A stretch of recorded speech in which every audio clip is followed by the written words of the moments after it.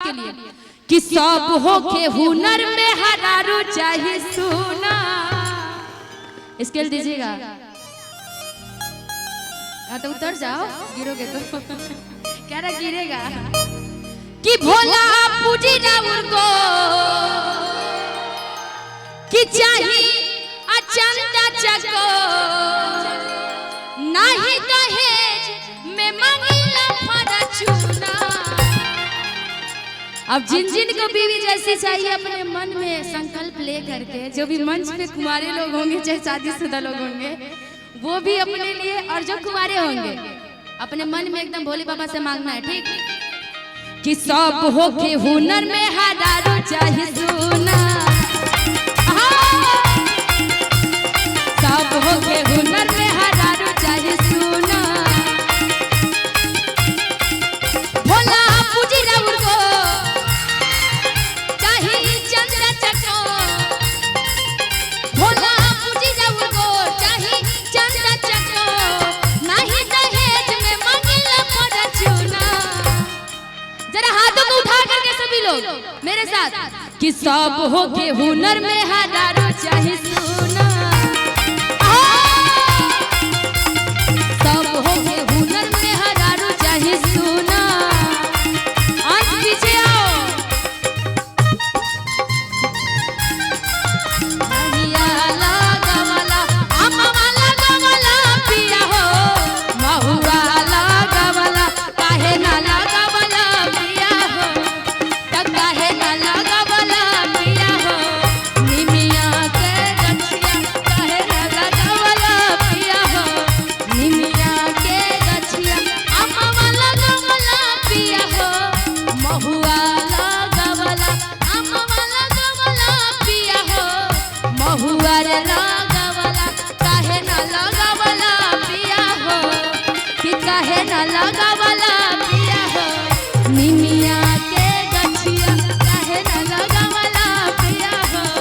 निमिया के गछिया सब हो के हुनर में हजारों चाहिए सुना। कहती है भक्त की देखी बाबा यदि हमर मेहरारू सुनर होई तो रउआ भोले बाबा जाति का हम भांग धतूरा बेलपत्र जाति का सब चढ़ाई रउआ पर चढ़ाई ना चाहिए, लेकिन उससे पहले हमारे को मेहरारू सुंदर चाहिए, प्यारी चाहिए, सुशील चाहिए, जैसे कि अंश बोल रहे हैं। रउआ लोग नहीं कहता नहीं जदि हमर मेहरी प्यारी होगी जी। जदि मेहरारू हमर प्यारी होगी जी। जदि मेहरारू हमर प्यारी होगी जी। रउरे मंदिर पे चौठारी होगी जी। जदि मेहरारू हमर प्यारी होगी जी। रउरे मंदिर पे चौठारी होगी जी। जदि मेहरारू हमर का होगी प्यारी होगी नु ना तो गलती से यदि रउआ इन्हें उन्हें बाबा की पूजा कर देनी, भोले बाबा भोले हैं जो रउआ जाति वरदान मांगम ताथी पूरा कर दिए हैं। जैसे कि जितना भी कार्यकर्ता लोग बानी इस कार्यक्रम के जो जो मंगले वालों सब कुछ पूर्ण भइल बा। भगवान करस के आगे भी सब कुछ पूर्ण होके और हमेशा ही महोत्सव मनत रहे और हमेशा हम सभी कलाकार रउआ बीच में आवत रहे। लेकिन यदि गलती से भगवान के पूजा यदि रउआ ठीक से ना करनी तो हऊ कहावत हो जाए कि बेल के पतैया पे करब सिग्नेचा। कि बेल के पतैया पे करब सिग्नेचा। बेल के पतैया पे करब सिग्नेचर में हरारू मिली खेतर में हरारू मिली। बाप रे बाप। होल्ड सुना है आपने मैं क्या बोली हूँ। थेथर पे भी कितना नाचना है भाई। बीवी थेथर मिलेगी तो भी ठीक है। ये एक्सपीरियंस है। क्यों? अच्छा गर्लफ्रेंड से बड़ा पिटाते होंगे ना। देखिए हम बोल रहे हैं कि बेल के पतैया पे करब सिग्नेचर मेहरारू मिली तब भी ये नाच रहे हैं भाई। भगवान भोलेनाथ कृपा करना इन पे कि सब हो के हुनर में हजारों चाहिए सुना। सब हो के हुनर में हजारों चाहिए।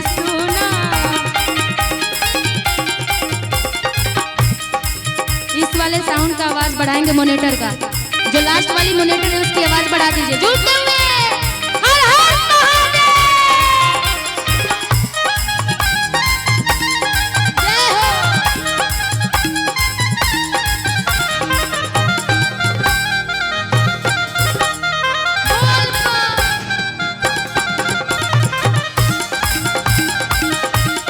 जय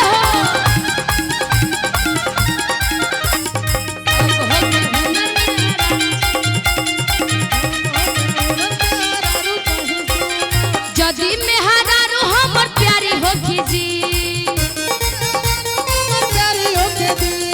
रउरे मंदिर पे चौठारी होखी जी। जदी में हजारो हमर प्यारी होखी जी, रउरे मंदिर पे चौठारी होखी जी।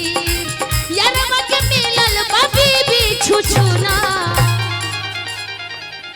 नहीं मजाक था, बस सीरियस नहीं लेने का बाबा, सीरियस नहीं ना मान रहे हैं। अब ऐसे देखा जाए तो दोस्त यार तो सभी लोग अपने आदमी है। यहाँ से बहुत लोग हमारे मशरक से आए हुए हैं, छपरा जिला से सभी लोग उपस्थित है यहाँ पर। बहुत सारे लोग जानते होंगे कि मैं छपरा जिला की रहने वाली हूँ, मेरा घर छपरा पड़ता है। लेकिन जितने लोग यहाँ पे उपस्थित है सब लोग दोस्त हैं हमारे अच्छे, है ना जी। कि दोस्त के मिलल बाटे बीबी छुछुना, कि सब हो के हुनर में हरार चाहे सुना। सब हो के हुनर में हरार चाहे सुना। सब हो के हुनर में हरार चाहे सुना। सब हो के हुनर में हरार चाहे सुना। सब हो के हुनर में हरार चाहे, कि सब हो के हुनर हमें हरारू चाहिए सुना। इधर तो ऐसे नाचने लग रहा है कि इन लोगों के पैरों में स्प्रिंग डाल दिया गया हो।